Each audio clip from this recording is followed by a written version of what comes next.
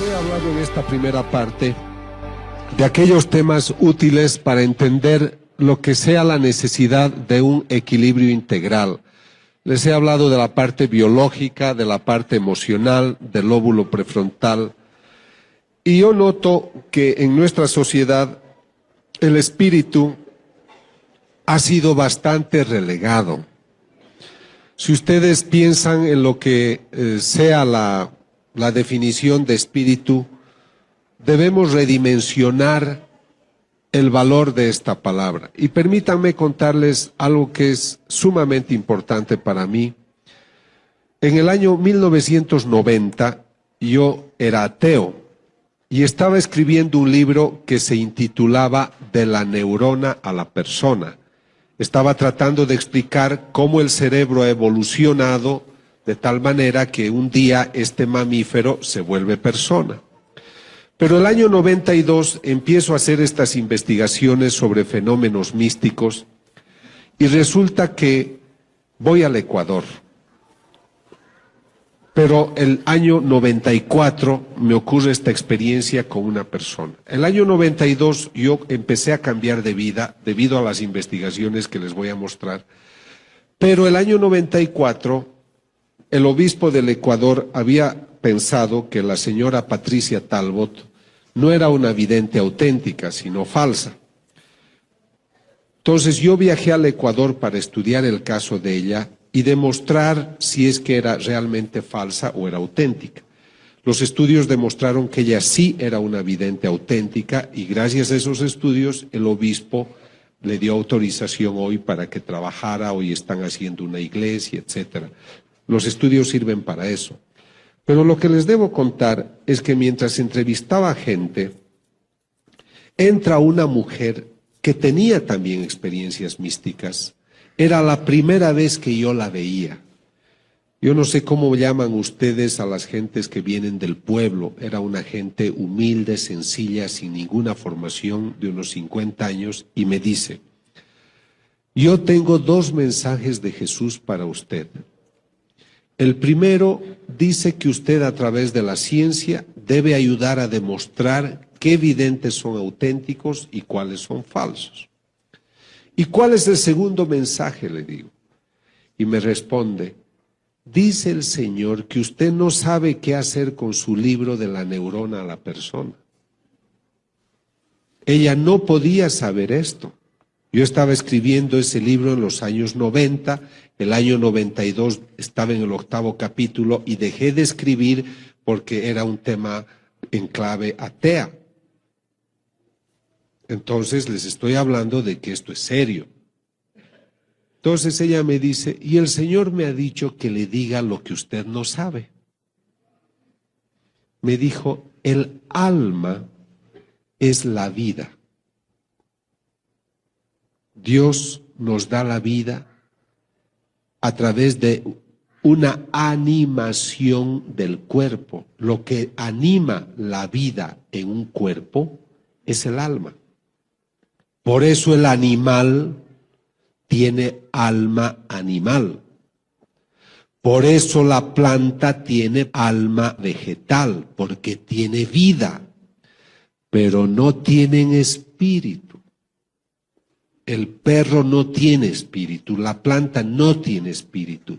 El espíritu es la parte divina que cada hombre tiene en sí, que Dios sopla al hombre en el momento que el hombre concibe con la mujer. El espíritu es la parte divina que tiene cada hombre y se expresa en la vida del hombre, se expresa a través de la conducta. Una persona como Teresa de Calcuta, una persona como el Papa Juan Pablo II, como muchos de ustedes, como todos ustedes, gente que está interesada en mejorar su parte espiritual, en mejorar su vida, en ayudar al prójimo, es gente que tiene una parte espiritual hermosa. Me falta tequila. Entonces lo que sucede es de que cuando nosotros nos alejamos de esa relación espiritual con lo espiritual, se achica la dimensión espiritual y nos materializamos. Por eso mi amigo millonario que tiene todo es infeliz, porque su dinero no le basta y va comprando placeres, pero no es feliz. El hombre que ignora su dimensión espiritual, ignora los valores que vienen de esa dimensión. Entonces, este es el problema que nosotros tenemos. Por eso es que yo creo que nuestra sociedad debe volver a redescubrir su vida espiritual. Ahora, ¿qué ha pasado con el ambiente científico? Yo he estado muy cerca de la doctora Rita Levi Montalcini, premio Nobel de Medicina, porque ella descubrió cómo nacen las neuronas. Yo he trabajado cómo estimular bioeléctricamente las neuronas.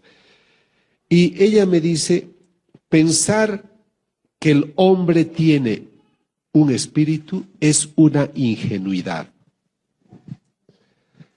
50% de los premios Nobel, de los científicos que venden sus libros con mucho éxito, no creen en el espíritu. Ellos insisten en que venimos del mono. Ellos insisten en esas teorías de que somos fruto del caos, de los choques interplanetarios, de las primeras partículas que cayeron, que venimos del mono.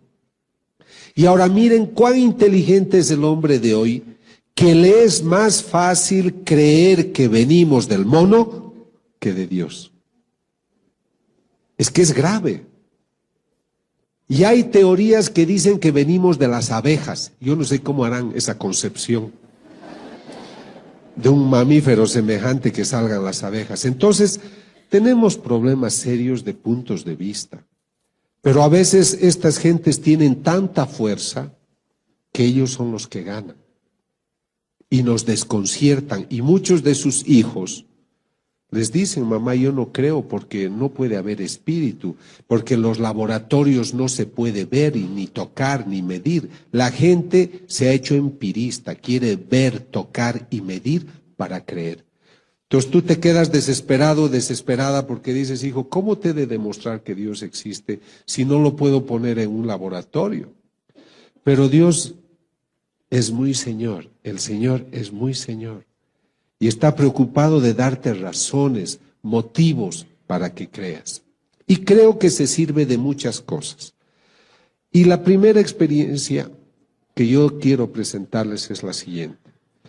Yo les he dicho que empiezo el año 92 estudiando una imagen de un Cristo, que no es la que ven, es otra, pero ese fue el inicio de otras investigaciones. El año 95 me llaman a una ciudad de Bolivia que se llama Cochabamba, porque esta imagen del Cristo exudaba lágrimas cristalinas y lágrimas de sangre. Cuando yo hago estas investigaciones, me voy delante de la imagen y me quedo horas y horas y horas. Aíslo la habitación, voy con un notario, voy con testigos, filmamos, grabamos y ponemos una máquina a control remoto, de tal manera que durante la noche pueda yo registrar si hay efusiones de lágrimas. Entonces, cuando yo fui a estudiar esta imagen, me di cuenta que en la frente tenía unas costras, o sea, había un proceso que se presenta también en las personas cuando tenemos algunas heridas. Entonces yo le tomé una muestra de costra, eran unas 200 costras en la frente, tomé una al azar y la mandé a analizar a un laboratorio patológico de Australia, en New Wales. Y me dicen, doctor, 2/3 de esa costra son sangre humana, pero 1/3 no. Es algo duro y tiene que llevarlo a usted a otro laboratorista. Llevamos a un laboratorista, a un forense botánico, y nos dice, es la punta de una espina. Y reconocemos sus características por las celdas, por la distribución molecular que tiene. Es una espina propia de un país árido como Israel, como el Asia Menor. Y en Bolivia eso no existe.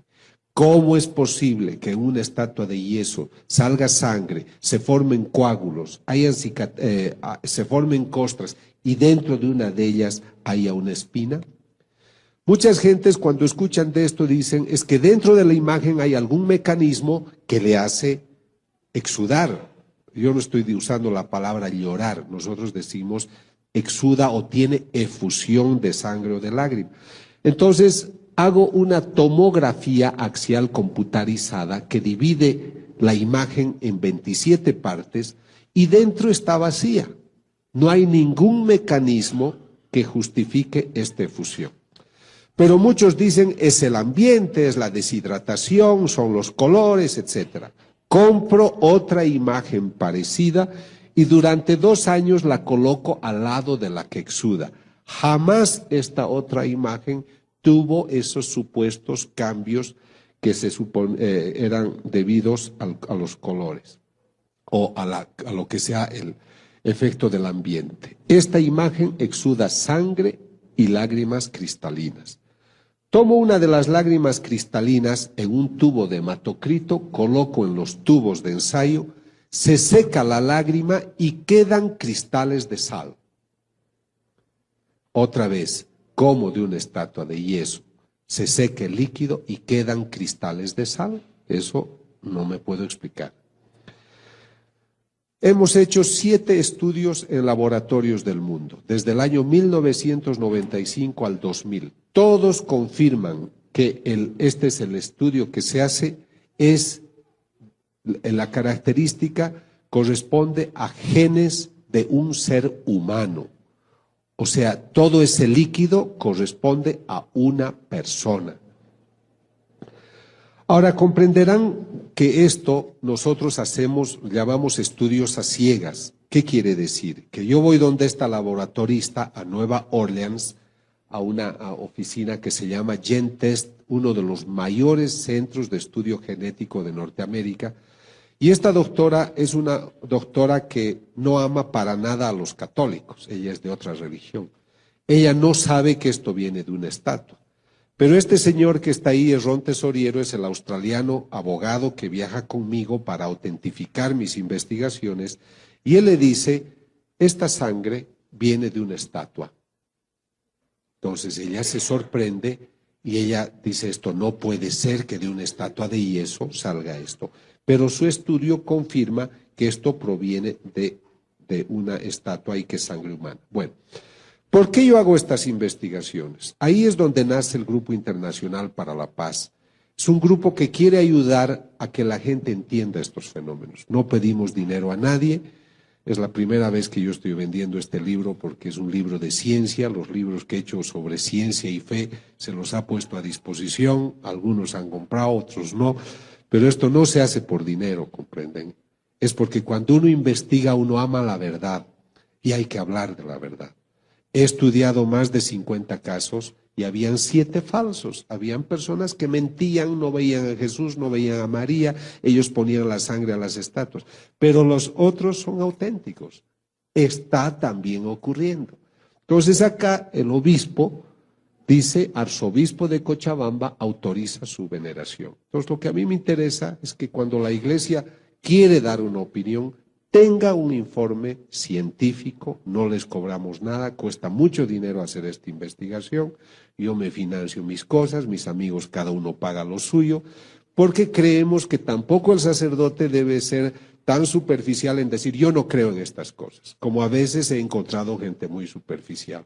Para hablar de estas cosas hay que estar bien informados, y yo estoy muy bien informado porque son 12 años que viajo haciendo estas investigaciones. Entonces lo que tratamos es ayudar al discernimiento. Ahora, quiero aclarar de que la voz científica no se adelanta a la voz de la Iglesia.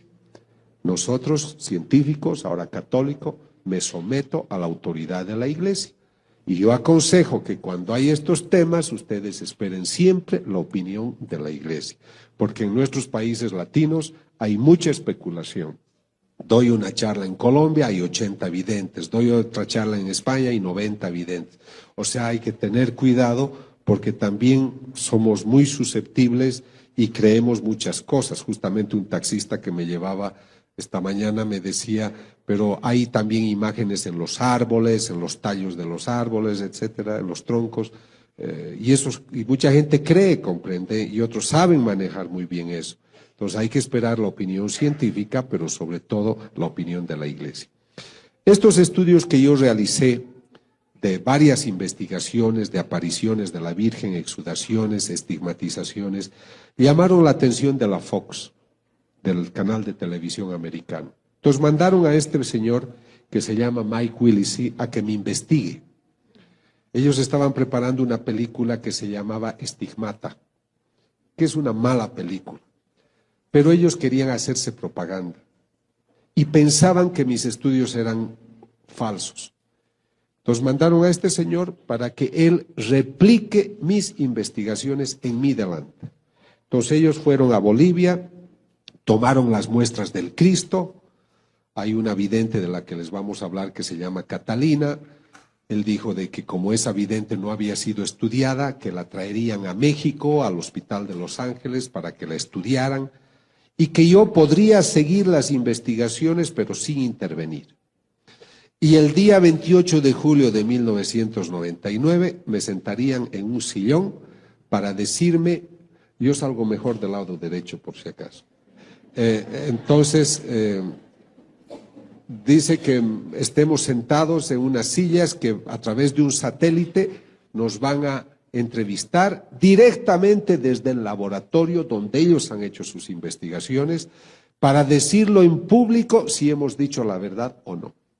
Entonces yo ese día estaba sentado y se contactan con los laboratoristas, 28 millones de personas veían que luego se ha hecho una película que se llama Signos de Dios, la ciencia prueba la fe, y pues fueron al laboratorio y la laboratorista dice, debo confirmar que los casos son auténticos. Y eso es lo que a mí me ha dado prestigio internacional, porque la Fox no es el Vaticano. Eran unos señores que querían hacer lo suyo, gastaron $2 millones, a mí no me pagaron ni un centavo por si acaso, pero ellos querían ver si esto era verdad o no. Y lo que podía haber sido algo negativo para mí se ha vuelto a favor, porque delante de todo el mundo, esa noche fueron 28 millones, pero luego ha ido a todo el mundo, pues han dicho, esto es verdad.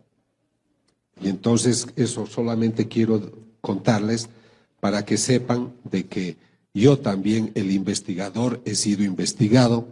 Han hecho una película de 2 horas, documental Signos de Dios, la ciencia prueba la fe, y pues allá ellos fueron los que estudiaron el caso de quien les hablaré luego.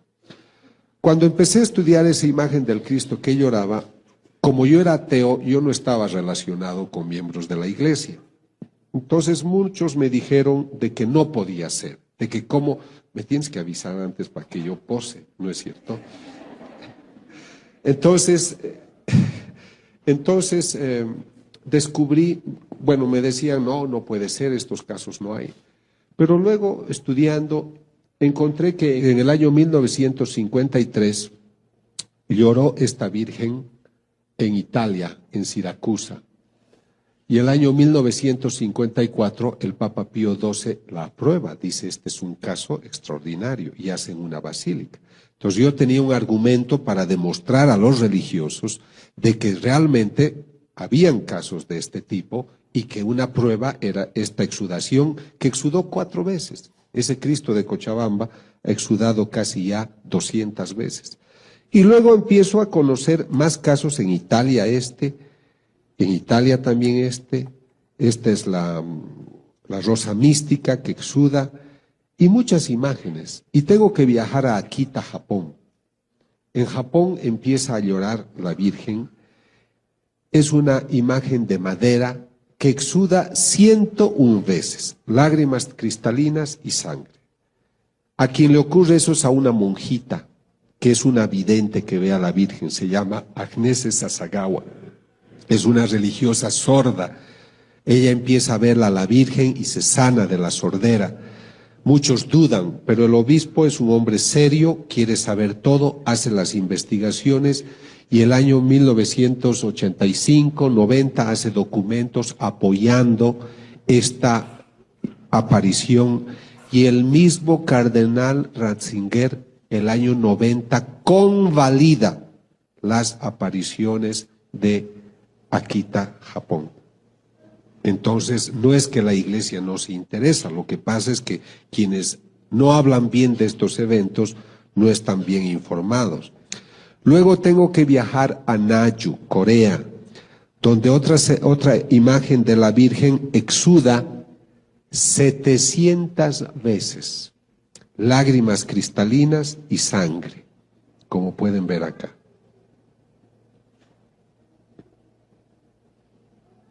¿Ves? Este es del lado derecho. Y estas son las muestras, de sangre que hemos tomado para analizar y comparar con otras investigaciones que me tocan realizar. Ahora, no en todas partes hay exudaciones de lágrimas, de sangre o cristalinas. En algunos lugares hay efusiones de aceite. Esto ocurre en la casa de una estigmatizada que se llama Catalina, tiene a la Virgen de Fátima, y yo tomo las muestras y miren que estaba yo en México y extraigo el líquido y es aceite de oliva. Este estudio lo hice realizar en el Tecnológico de Monterrey porque yo estaba haciendo una investigación allá. ¿Cómo puede ser de que tengamos estas imágenes que pues exudan, y en este caso aceite? En muchos casos estos aceites los aplican a los enfermos y pues se sanan. Sé que han venido unas personas enfermas de cáncer y de otras enfermedades, les agradezco por su bondad. Ojalá Dios al volver a sus casas les dé una linda sorpresa de cariño y de sanación física, espiritual, si es su voluntad. Luego voy a Colombia, a Medellín, porque en Medellín ha ocurrido algo único, y escuchen con atención porque es muy bonito.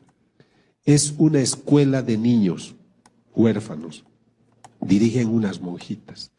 Esta imagen de la Virgen la tienen en el patio, es un póster grande, pero ya está hace más de 30 años y se ha despintado. Y para sorpresa de todos, empieza a aparecer el color, como si alguien empezara a pintar. Y hasta hoy nadie puede describir cómo se ha podido realizar. Y ocurre de que tiene cada vez unas exudaciones de líquido transparente con mucha frecuencia. La llaman la imagen de la Virgen renovada, es la de María Auxiliadora.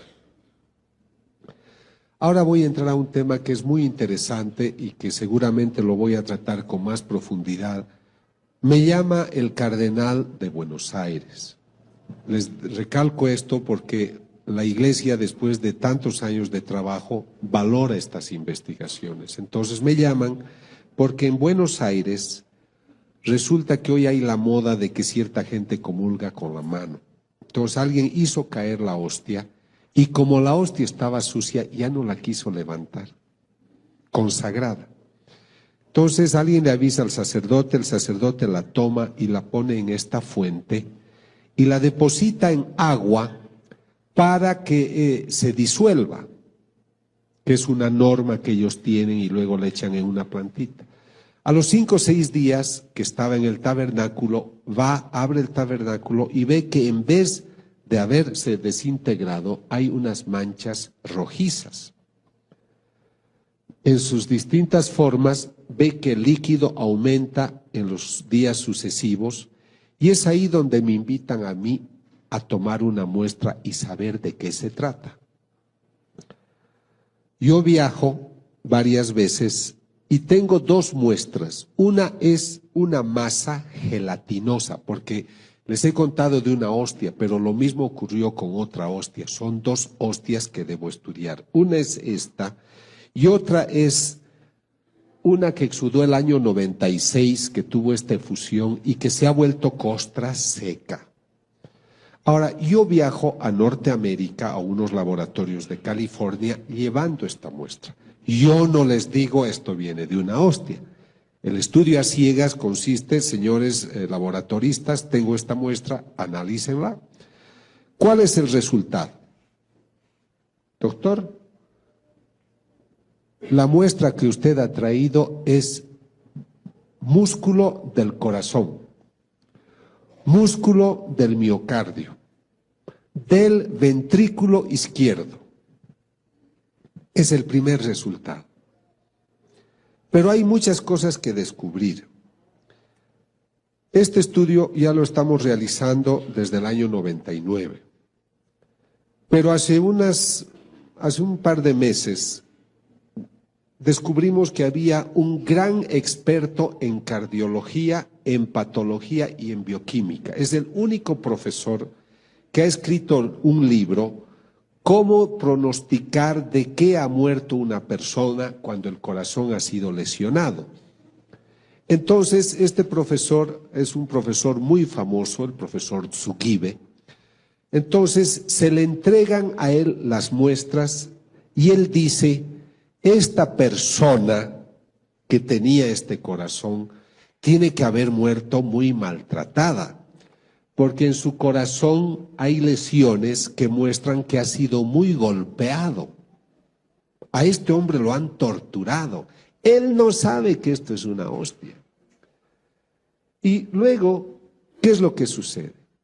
Él dice, pero algo ustedes me tienen que explicar.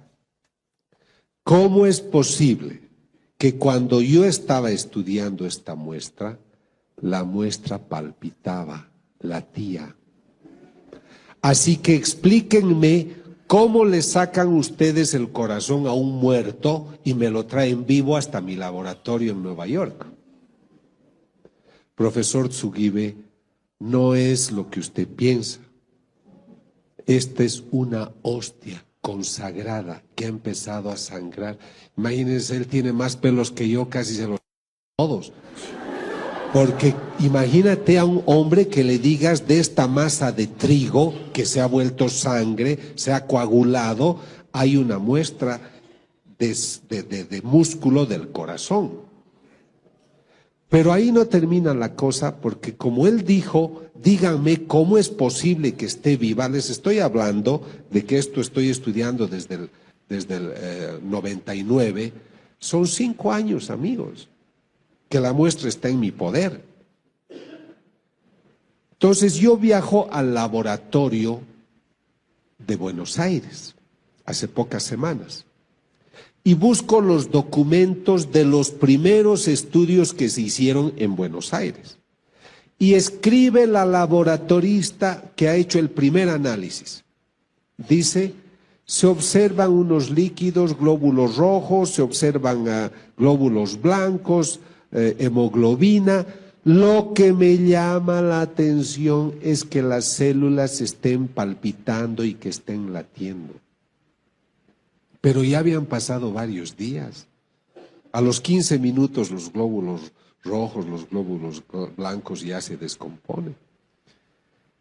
Entonces, ahí es que me interesó mucho el tema del corazón y me entero de que en el siglo VIII, en Lanciano, una población al sur de Italia, un sacerdote celebraba la misa y dudaba si Cristo estaba presente en la Eucaristía o no. Él dudó y el momento de su duda, la hostia se vuelve sangre y se coagula.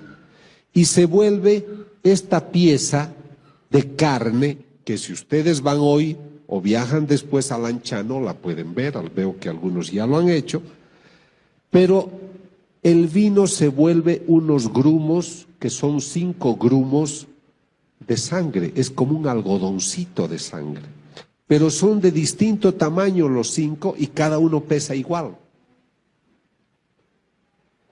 Y ellos, los italianos, la conferencia episcopal, invita en los años 70, esto ha ocurrido en el siglo VIII, repito, pero se conserva. Y entonces invitan a este profesor, que es el profesor Linoli, experto en bioquímica, patólogo, a que haga estudio. Y este doctor nos dice, es músculo del corazón, igual que la muestra que ustedes tienen. O sea que la muestra que yo tengo de la hostia de Buenos Aires, que es de los años 90, 2000, es la misma que esta. es de la misma persona. ¿Qué opina? Lo demás ya no les cuento porque si no ya no se compran mi libro. Entonces resulta, mentira, no he traído el libro que habla de eso. Entonces miren, acá estamos hablando creo, de una prueba de algo extraordinario. ¿Puedo yo comprobar que Cristo está presente en la Eucaristía? El Señor dice una mística, yo hago milagros para los ciegos y los sordos. Pero no quisiera hacer milagros, quisiera que creyeran por fe. Yo no soy nadie para poder decirles, esta es la prueba. Pero yo quiero ponerles sobre la mesa los resultados de las investigaciones para que ustedes lo mediten y ustedes lleguen a sus propias conclusiones. Yo no puedo explicarme respecto de las imágenes que una imagen de yeso exude. ¿Por qué esta pared de yeso no exuda? ¿Por qué solo las imágenes sagradas? Entonces, yo creo que ustedes tienen que meditar qué nos está queriendo decir el Señor a través de los siglos. Pero luego me entero que en el siglo XIII, también otra persona, otro sacerdote, no creía que Cristo estaba presente, esto en Orvieto, en Italia también, y cuando está dudando de que si Cristo está presente en la Eucaristía o no, el corporal que tiene se llena de sangre. Pero aquí ocurre algo impresionante, porque la sangre chorrea el altar y cae al suelo, y el piso es de mármol, y si ustedes van a ver hoy, ha penetrado la sangre al mármol y está ahí. Entonces sale, rebalsa y penetra. Es debido a esta experiencia del siglo XIII que el Papa Urbano, que se encontraba cerca de Orvieto, viaja al lugar a ver este milagro, y Urbano IV pide a Santo Tomás de Aquino hacer la misa, el ritual, la ceremonia, para establecer la fiesta de Corpus Christi. O sea que sepan ustedes de que la fiesta de Corpus Christi nace de un milagro eucarístico. ¿Están cansados o no? Si no les cuento más cosas. Bueno, entonces les voy a contar una cosa muy bonita. Es que yo me regulo, no quiero cansarlos, pero les voy a contar algo muy bonito. Yo les conté que la vidente Patricia Talbot, el obispo decidió que ella era falsa. Pero ¿quiénes decidieron eso? Un profesor de teología, un profesor de español. Entonces yo viajé, le dije, obispo, el año 94. Yo le dije con todo respeto, no veo que ustedes, siendo teólogos y siendo profesores de español, decidan si el cerebro de una persona está sano o no. Ustedes no tienen la competencia para eso, pero yo sí. Yo soy experto en esos temas y además traigo mi equipo de expertos. Permítame que estudie el caso de la señora Patricia Talbot. Por suerte fue un buen obispo y me dijo, doctor, le autorizo, reconociendo que él había actuado de otra manera. El día de la investigación, yo no podía estudiar la aparición del Señor, porque ella ya no tenía apariciones, ni del Señor ni de la Virgen. Cuando yo estudio el cerebro de una vidente o de un vidente, su cerebro produce ondas delta, que son unas ondas de 3-4 latidos por segundo, que ningún ser humano produce si está despierto. Solo produces eso si estás en sueño profundo, en anestesia, estás con drogas, pero basta que despiertes y no produces ondas delta.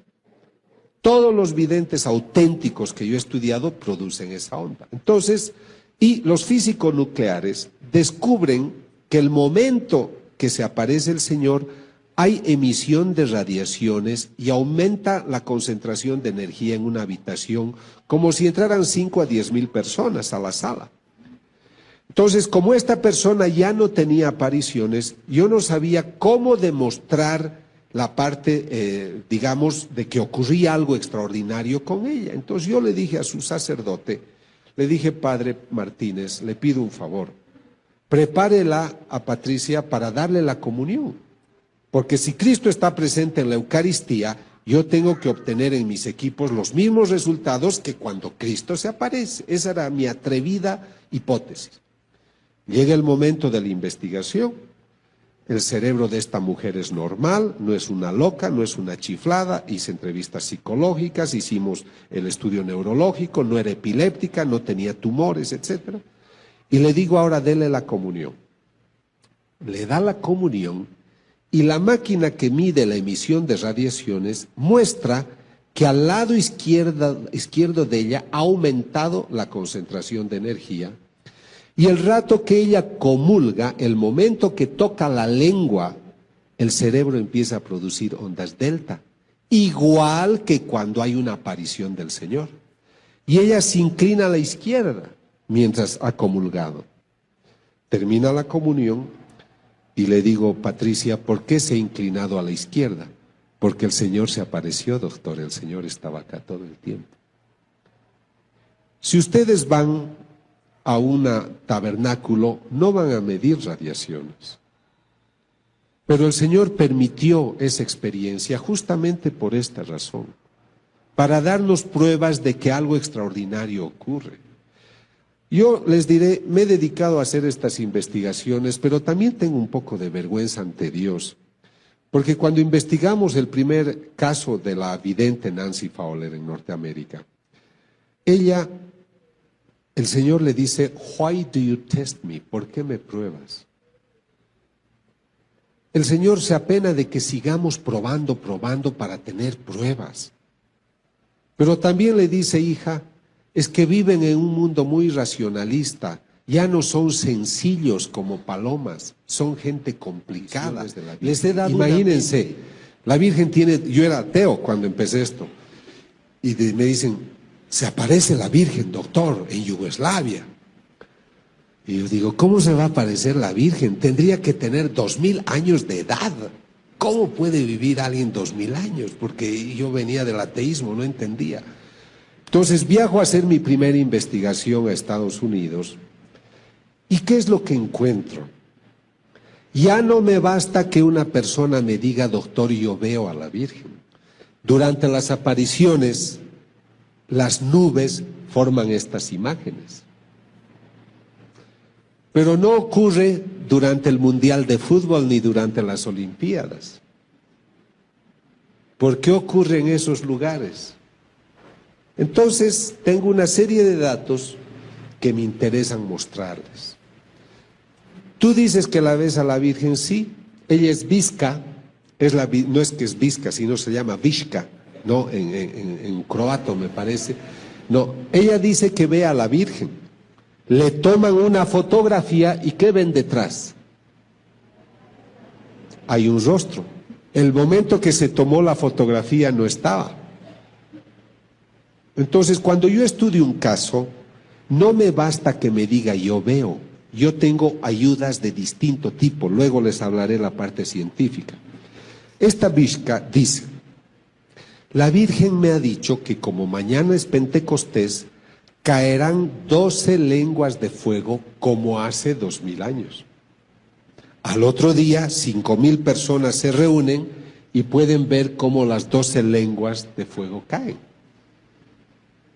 O sea, aquí es interesante para la investigación de que haya un pronóstico, mañana va a ocurrir. De hecho, cuando yo dudo de algún vidente, lo que hago es pedirle una prueba, le digo a usted, dígame qué va a suceder, escoja usted las cosas, que el Señor o la Virgen se lo diga y en base a eso yo me he de comportar, ¿no?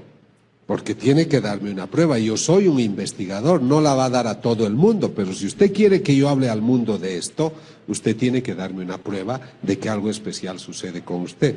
Muchos ya no vuelven por eso. Ahora, acá es un crucifijo.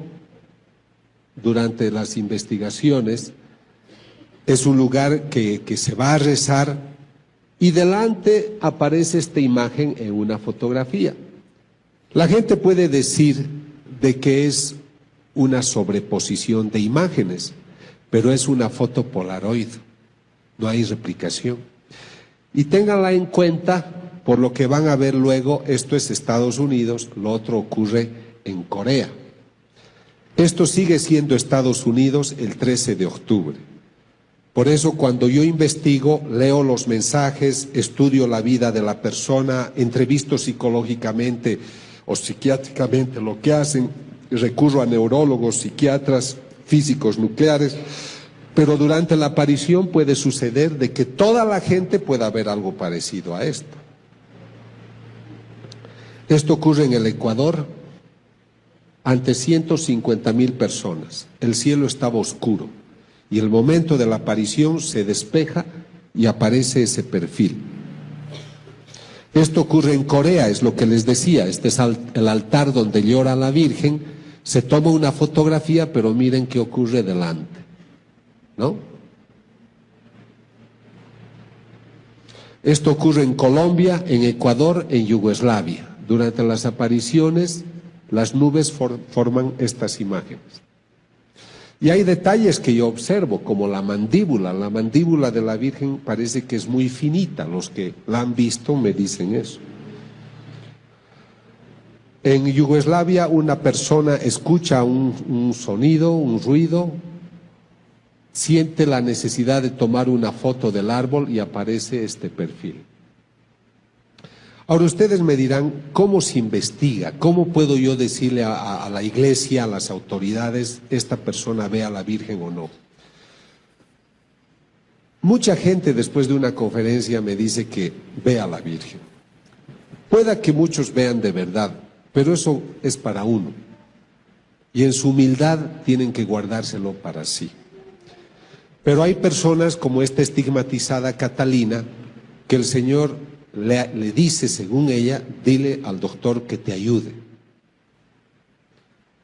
Entonces yo la estudio.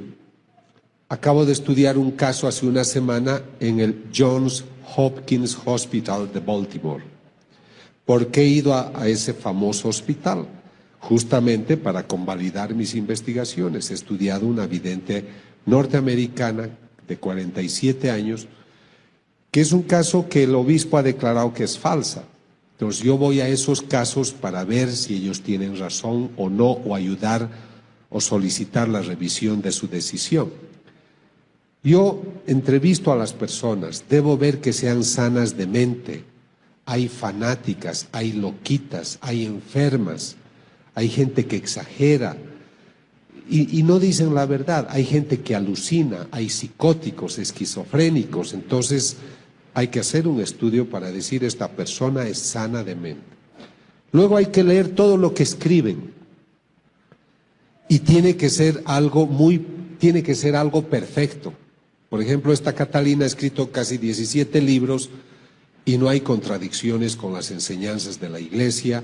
Es una persona que no tiene la formación cultural para darte una cita de 40 citas bíblicas, o que tú estés pensando algo y ella te responda, o ese texto de la misa, o los otros dos que van a poder leer, o los que quieran, pues te están mostrando cosas que ningún ser humano sabe. Yo cuando leo esos libros me sorprendo de la belleza que tratan. Ellos no tienen la formación, entonces veo que algo extraordinario pasa con ellos. Luego estudio con aparatos. Antes de los equipos veo su estilo de vida. Yo viajo de incógnito, les veo cómo viven.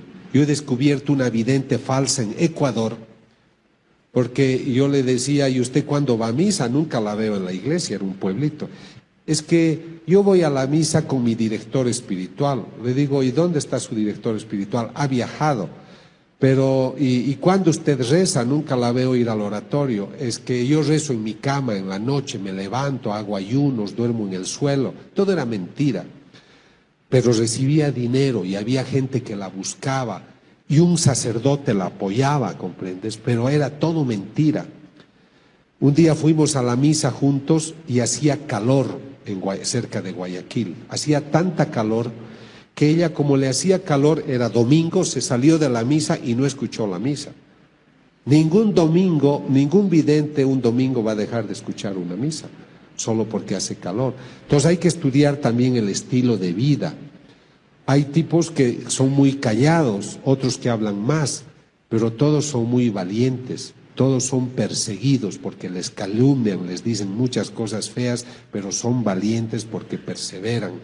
Los falsos casi siempre vienen y me dicen, yo soy vidente, yo soy vidente. Además el Señor ha dicho que usted es una maravilla, que usted es un santo, que usted es melenudo, que usted tiene una linda cabellera, todo. Yo no les creo, ¿comprende? O sea, me echan muchos piropos. Y en general el Señor no es así. El Señor puede decir, mi hijo me sirve, mi hijo me ayuda, pero no te va a dar tantos piropos, ¿comprendes? En cambio los falsos te dicen, te adulan de muchas maneras. Por eso cuando viajamos no permitimos que nos paguen un hotel, que nos alojen en sus casas. Por eso yo no puedo recibir dinero ni de ellos ni de la iglesia, tengo que financiarme yo, porque tengo que sentirme libre de lo que hago. He tenido un grave problema en un país centroamericano. La prensa descubrió que el vidente que se decía estigmatizado, el momento en el cual según él sangraban sus manos, la televisión con un teleobjetivo descubrió que tenía una cruz y que al pincharla se perforaba el dedo, luego se untaba lo demás y decía, ahí están mis estigmas. Entonces el grupo que le ayudaba a este estigmatizado de unos 50 años, me llama y me dice, doctor, ayúdenos porque la prensa nos está atacando y dicen que este hombre es falso. Como yo soy Robin Hood, como soy el mosquetero que ayuda a los que tienen problemas, viajé para hacerme problemas. Entonces yo llego al lugar y le digo, me interesa verlo al vidente. Me llevan a un lugar, el grupo que lo apoya al hombre, que le ha regalado un auto de $50,000, que vive en una linda casa, que el tipo ya no trabaja, vive como un rey el hombre, eso también yo observo, ¿no? Entonces les digo, bueno, aquí estoy. Lo entrevisto al hombre, no me dio la impresión que era místico, para nada, pero yo debo tener pruebas, no me debo basar en mi impresión. Entonces les digo, muéstrenme todo el material que tienen de cuando tiene sus estigmas. Y me dicen, doctor, hemos viajado a España, al convento donde está la santa que él representa, porque él habla como mujer y habla de una santa, etcétera. Entonces me muestran las películas donde está sangrando, 5 películas, y descubro en las 5 el momento que se perfora. Entonces yo he ido a ayudarle a descubrir que era falsa la perforación y descubro que otras 5 veces se ha perforado. Y yo le digo al grupo, queridos amigos, lamentablemente no les puedo ayudar porque el Señor realmente tiene la cruz con agujas que él se perfora. Me querían golpear, me querían sacar por la ventana, porque estaban molestos de que yo descubra una falsedad.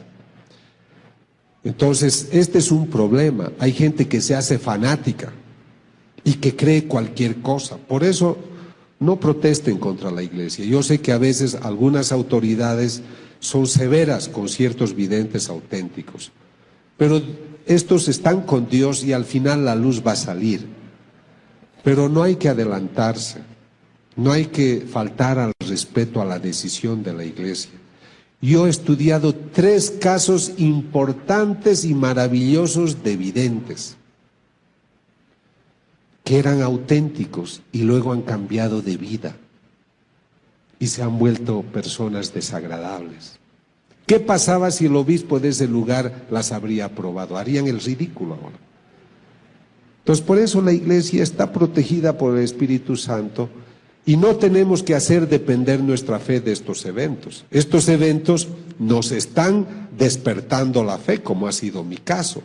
A ustedes estoy seguro que ahora van a comulgar con más entusiasmo.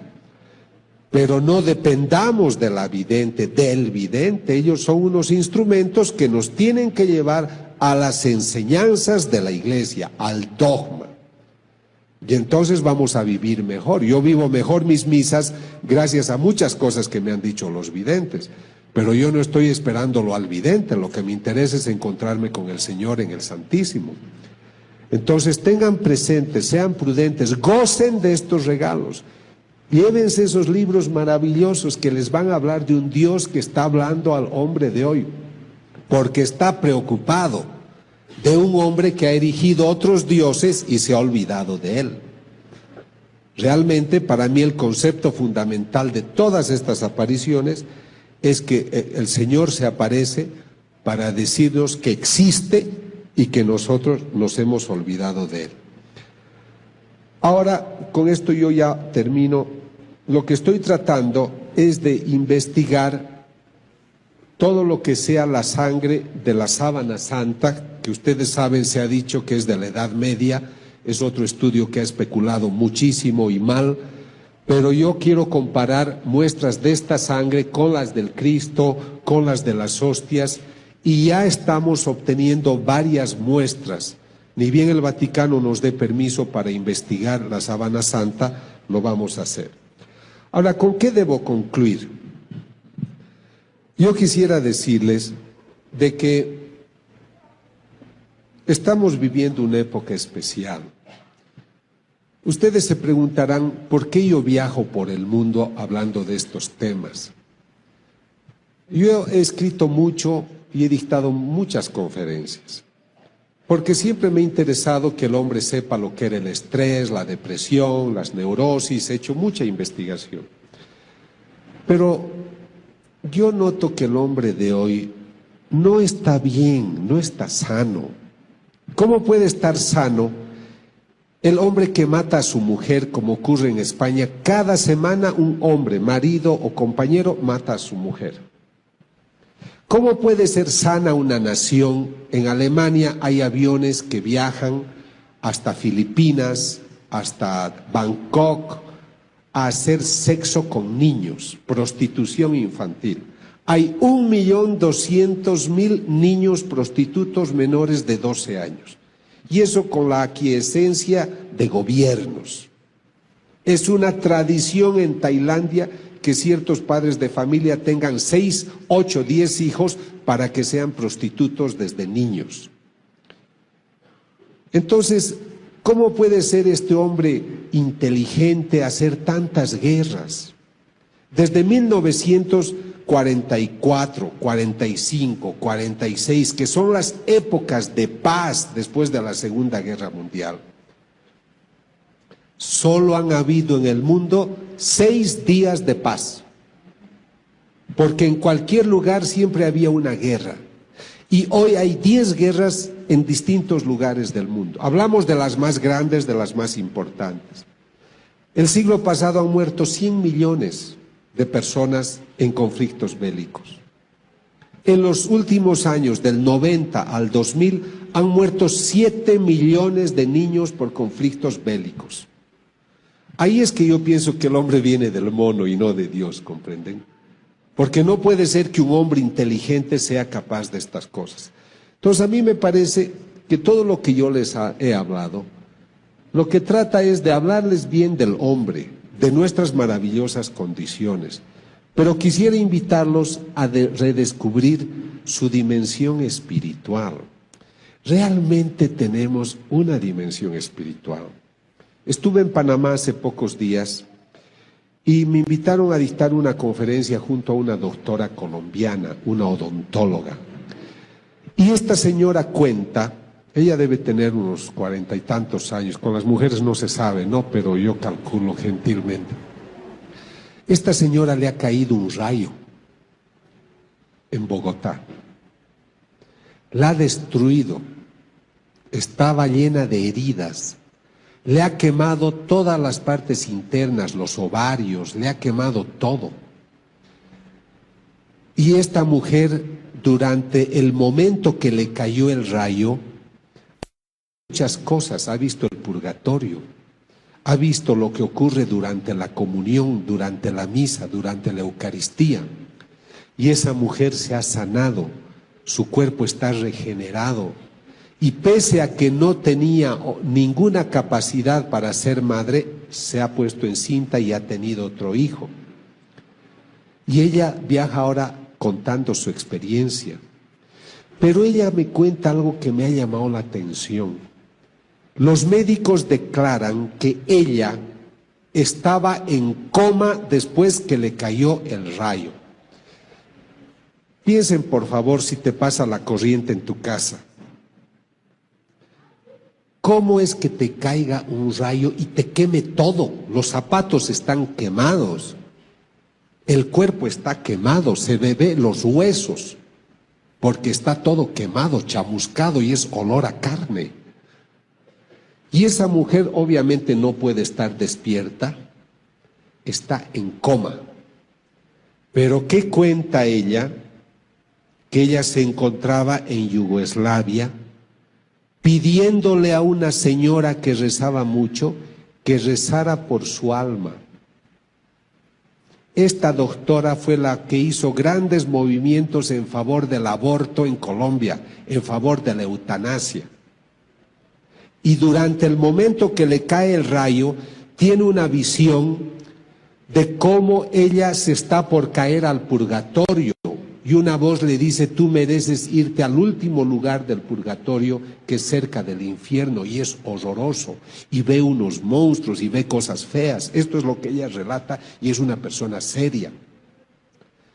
Y entonces ella está desesperada, dice, no puede ser que mi alma se esté perdiendo. Yo no creía en estas cosas, yo no creía en Dios. Y el Señor le permite volver a la vida y la cura para que hable de estas cosas. Por eso ella viaja por el mundo hablando de estos temas. ¿Por qué les cuento esto? Porque si ella estaba en coma en Bogotá, ¿cómo es que estaba en Yugoslavia pidiéndole oración y pidiendo oración a otras personas y ella se veía lo que los médicos estaban haciendo con ella? Para mí este es un caso interesante porque demuestra que tenemos un espíritu, que es el que se estaba moviendo para pedir oraciones. Por eso hacen bien ustedes cuando hacen oraciones de reparación. Me da pena que hayan personas enfermas, pero benditas las personas enfermas, porque a través de ellos el Señor salva a mucha gente. Entonces esta mujer ha tenido una experiencia extraordinaria y les voy a contar otra que a mí me consta más. Yo estoy trabajando para que la gente redescubra el espíritu. Entonces un día en Londres, un automóvil atropella a un señor. Escuchen esto porque es muy interesante. Este señor tiene unos 60 años, lo atropella el auto, está de muerte, lo meten de emergencia y el tipo muere. Entonces lo bajan a una sección donde está el tanatorio. Y de repente el hombre empieza a gritar y dice, sáquenme de aquí, socorro, ayuda, etcétera, y el tipo está vivo. Entonces, cuando todos se sorprenden, dicen, pero ¿cómo usted está vivo si estaba muerto? Le hemos hecho todos los controles. No sé, dicen, lo que pasa es de que yo quiero que traigan al cirujano que me ha salvado la vida, a este pelirrojo. Al pelirrojo, sí, le dice, es el cirujano que te ha curado. Bueno, que venga. Y quiero agradecerle a esa enfermera gordita que corría por todas partes buscando todo para poder ayudarme. Yo quiero agradecerles a los dos. Y los médicos se miran la cara sorprendidos porque dicen, ¿cómo es posible que este hombre haya podido ver y me hable del pelirrojo y de la gorda? Porque él era ciego de nacimiento. ¿Se dan cuenta? Entonces este hombre estaba viendo con su otra naturaleza, que es la dimensión espiritual. Yo voy a hablar el próximo sábado, y no lleven sus celulares por si acaso, en la Universidad Interamericana, Intercontinental. Quisiera que inviten a otra gente, porque yo creo que esta es una oportunidad para reflexionar sobre estos temas. Yo les quiero decir, a mí nadie me paga por hacer estas cosas. Pasamos muchos apuros para hacer estos viajes, pero los hacemos con dignidad, porque es un homenaje a la gente, es un homenaje a la verdad natural y a la verdad sobrenatural, para que las personas comprendan de que algo extraordinario está ocurriendo en el mundo y ustedes son privilegiados en tener acceso a esta información. Porque mucha gente no tiene acceso a esta información. Y si Dios está permitiendo que ocurran estos casos extraordinarios, ustedes en México tienen la maravilla de la Virgen de Guadalupe. Así se ha ido repitiendo porque Dios está pendiente del hombre. Somos nosotros los que le damos la espalda. Somos nosotros los que no queremos estar cerca de Él. Somos nosotros los que nos bautizamos y solo 15% se acuerda de Él los domingos. y sobre todo nos acordamos de Él cuando tenemos problemas. Yo creo que todo lo que nos está ocurriendo es para recordarnos que está vivo. El Señor dice: yo soy un mendigo, porque estoy esperando que el hombre me pueda donar lo que más quiero, y es su corazón. Eso es lo único que espero. Pero todo depende de su voluntad, porque el hombre es libre para amarme. Él puede construir otros dioses si él quiere, pero yo lo he creado para poblar el cielo y no para poblar el infierno. Yo no soy un Dios que castiga, soy un Dios que se apena por el pecado. No te condeno, lo que quiero es más bien salvarte, quiero sacar de la muerte vida, porque yo he vencido a la muerte. Cuando yo leo estos mensajes y cuando se lleven esos libros, léanlos poco a poco. Yo hago una cosa, me voy a una iglesia a leerlos delante del Santísimo, porque escuchas esa voz viva, escuchas a ese Dios que te está hablando aún hoy. Seamos generosos, no estamos bien, nuestra economía no va bien, la gasolina está aumentando, los conflictos bélicos aumentan, viajar cada vez se hace difícil, sacar una visa para ir a un país. ¿Cuántos mexicanos mueren en las fronteras simplemente porque no pueden ir tranquilos a México y de otros a Estados Unidos y de otros países? Porque hemos perdido ese sentido de hermandad. ¿Y cuándo vamos a cambiar? ¿A la fuerza, por el castigo? ¿Por qué no empezamos entre nosotros a ser mejores hermanos? Aquí hay un apostolado que es el apostolado de la nueva evangelización. Están afuera las personas que les pueden informar. Únanse a ese movimiento o únanse al movimiento que deseen, pero pongan a Dios en el centro de sus vidas, porque yo creo que el Señor, pese a que ha muerto hace 2000 años, aún hoy lo seguimos crucificando. Pero ojalá el Señor hoy pueda decir: yo hoy he tenido un momento bonito porque estuve en México con gente grata, y espero que el Señor pueda encontrar en sus corazones un lugar que le ha dicho a un vidente, le ha dicho: ¿qué te hace pensar que porque soy Dios no merezco ternura? Y al vidente de Panamá, que es un joven maravilloso que se va a ordenar sacerdote el próximo 6 de enero, el Señor le ha dicho: hijo, por favor, no enfríes tu corazón, porque ese es el único lugar cálido que hoy tengo para descansar. Que el Señor hoy encuentre en sus corazones muchos lugares cálidos. Gracias.